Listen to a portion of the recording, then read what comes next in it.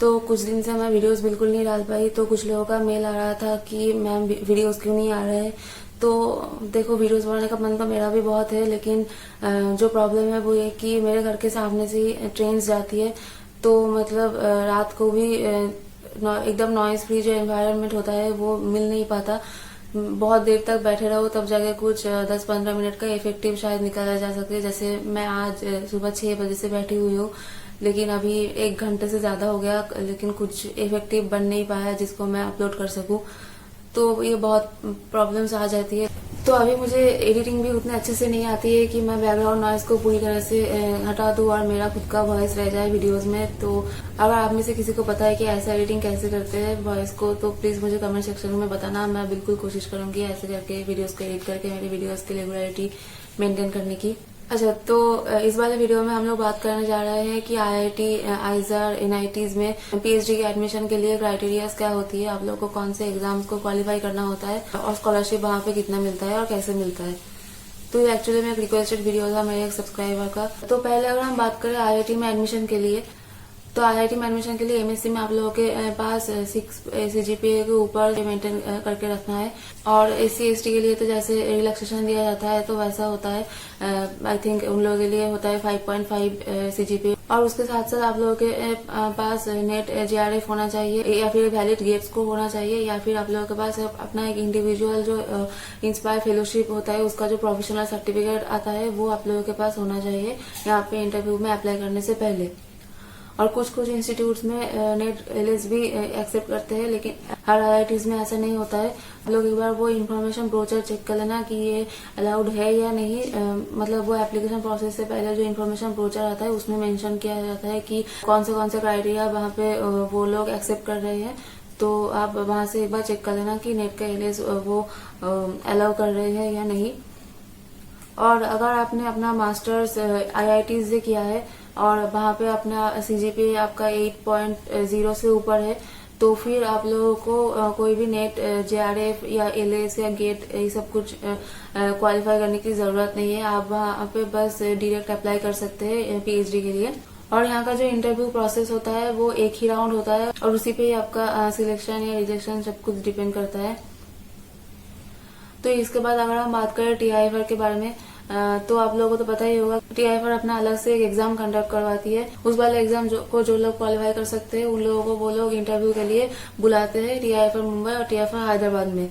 लेकिन इस साल मैंने जो एक चीज और नोटिस किया था वो ये कि TIFR हैदराबाद में कि उन लोगों ने अलग से एक फॉर्म निकाला था जहाँ पे वो वाले स्टूडेंट्स अप्लाई कर सकते हैं जिन लोगों के पास एक वैलिड नेट JRF रैंक था, या फिर जिन लोगों ने गेट क्वालिफाई कर रखा था।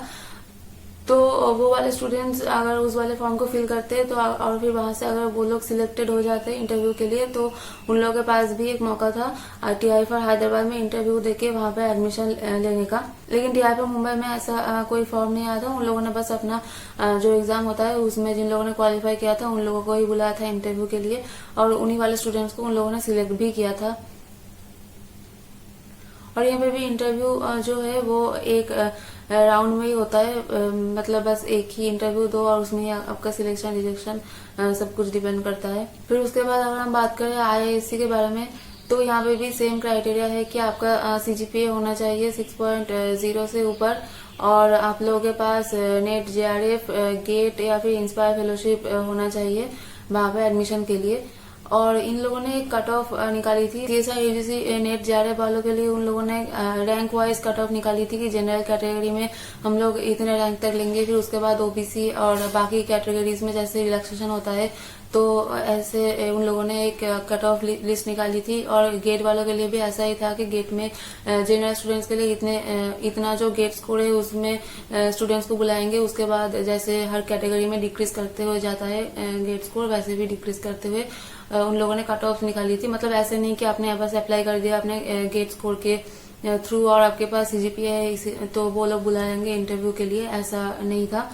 तो उन लोगों ने वो कट ऑफ के अकॉर्डिंग लोगों को बुलाया था, और आई थिंक उन लोगों ने 200 स्टूडेंट्स को बुलाया था इंटरव्यू के लिए। और यहाँ पे मैंने 2 डिपार्टमेंट पे इंटरव्यू दिया था, एक था IPC और एक है MRC।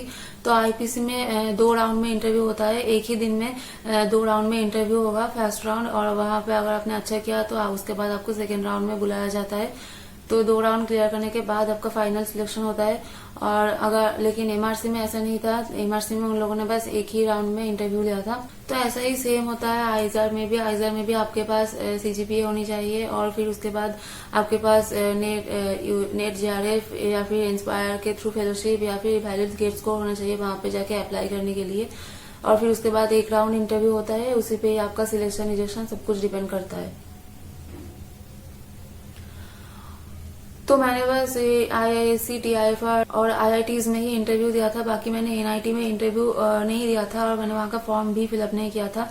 तो मुझे एग्जैक्ट तो पता नहीं है कि क्राइटेरिया क्या है, लेकिन देखो ओवरऑल क्राइटेरिया हर जगह ऐसे ही होता है कि आपके पास एक सीजीपीए मेंटेन होनी चाहिए 60% और उसके बाद आपके पास वो एक वैलिड गेट स्कोर या फिर नेट जेआरएफ या फिर इंस्पायर का फेलोशिप होना चाहिए, या फिर कुछ कुछ जगह में शायद वो लोग एलएस वालों को भी अलाउ करते हैं। तो वो आप एक बार मैंने जैसे कहा था पहले कि इन्फॉर्मेशन ब्रोचर से चेक कर लेना, तो वैसे ही आप हर एक इंस्टीट्यूट का इन्फॉर्मेशन ब्रोचर डाउनलोड कर लेना एप्लीकेशन से पहले, और फिर वहां पे जाके एक बार वो एलिजिबिलिटी क्राइटेरिया करके जो पॉइंट आता है उसमें एक बार चेक कर लेना कि उन लोगों ने क्या क्या मांगा है।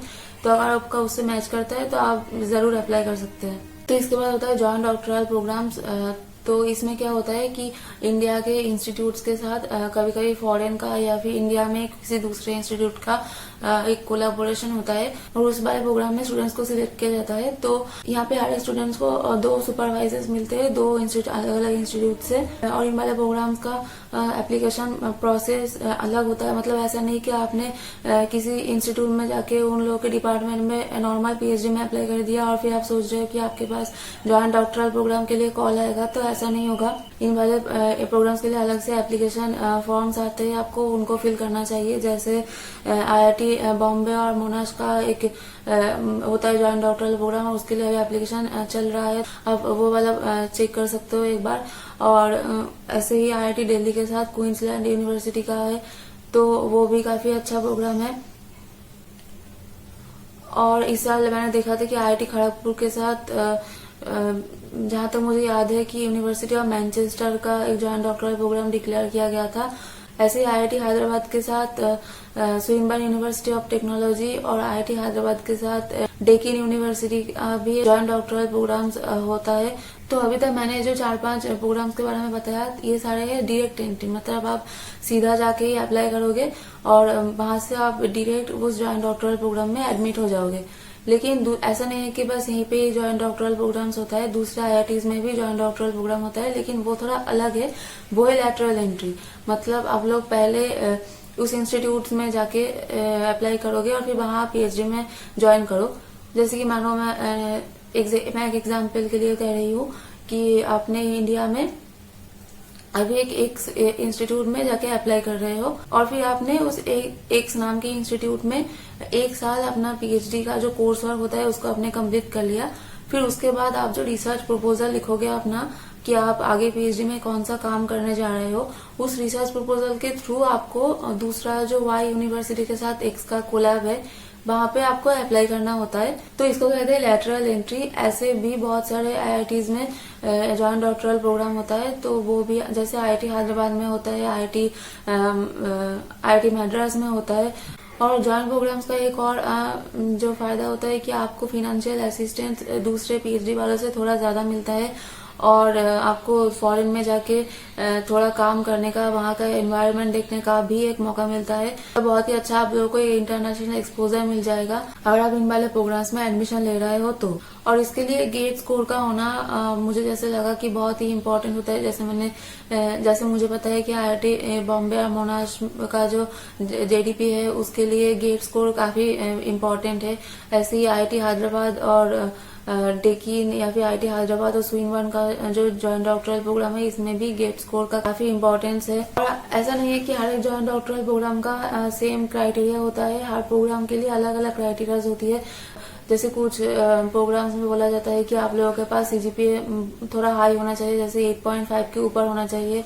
कुछ प्रोग्राम्स में बोला जाता है कि आप आईआईटी या आईआईएससी के पास आउट होना मैंडेटरी है, मतलब आपने एमएससी अपने आईआईटी किसी आईआईटी से करके रखा हो या फिर आईआईएससी से करके रखा हो तो तभी आप एलिजिबल हो, अदरवाइज आप नहीं हो। तो ये हर एक प्रोग्राम का अलग अलग आता है। आप हर एक प्रोग्राम अगर जिस वाले में आप अप्लाई कर रहे हो वहां पे आप एक बार चेक कर लेना कि कौन सा क्राइटेरिया है। अगर आप मैच कर रहे हो तो जरूर अप्लाई करो। और यहाँ के इंटरव्यू राउंड्स भी डिफर करते हैं। जैसे आईआईटी बॉम्बे मोनास्ट में इंटरव्यू राउंड्स आई थिंक 3-4 होंगे, आई डोंट नो एग्जैक्टली। और लेकिन जैसे आईआईटी हैदराबाद और स्विनबर्न का जो था तो उसमें एक राउंड का ही इंटरव्यू था, क्योंकि मैंने वो खुद दिया है वो इंटरव्यू। तो ऐसे हर एक इंस्टीट्यूट में ये वाला प्रोसेस बहुत ज्यादा वैरी करता है। मतलब नॉर्मल पीएचडी में जैसे होता है कि एक कॉमन सा होता है, आपका जीपीए होना चाहिए, रैंक होना चाहिए और बस आप एलिजिबल हो। तो ऐसा नहीं है यहाँ पे सब कुछ थोड़ा बहुत डिफरेंट है और हर प्रोग्राम दूसरे प्रोग्राम से अलग है। तो आप हर प्रोग्राम के लिए अलग अलग चेक कर लेना। और एक तरीका ये भी होता है एडमिशन लेने का आईआईटीज में पीएचडी के लिए कि आप किसी प्रोजेक्ट में ज्वाइन कर जाओ। जैसे देखो कि हर एक इंस्टीट्यूट में ही प्रोजेक्ट्स की वैकेंसीज आती है, तो आप उन वाले प्रोजेक्ट्स में जाके भी अप्लाई कर सकते हो।